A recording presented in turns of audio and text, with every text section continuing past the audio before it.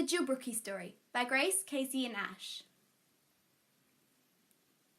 This dreaming story tells of Tjilbruke chasing an emu on the plains.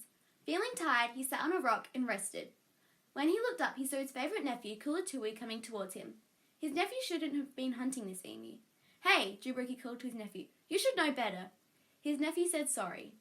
Tjilbruke forgave him and said, "I give you permission to catch the emu as long as you give me a piece of emu meat." Tjilbruke went after the emu. Unknowingly, his jealous half-brothers had been following him.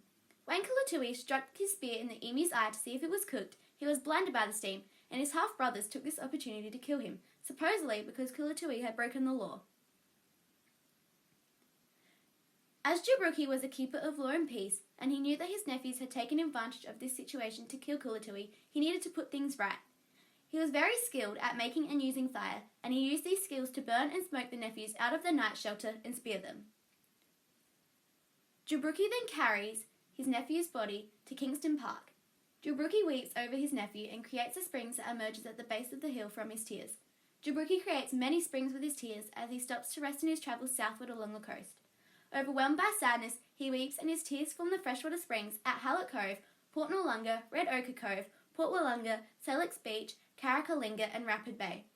Then Tjilbruke carries his nephew's body to Yankalila, the place of the falling bits, so his spirits can go to Kangaroo Island, the land where spirits dwell. He puts Tjilbruke's body into a cave.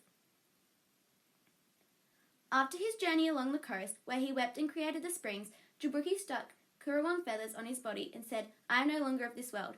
His spirit turns into a wading bird, who, like Tjilbruke, the finder and creator of springs and swamps, remains closely attached to the water.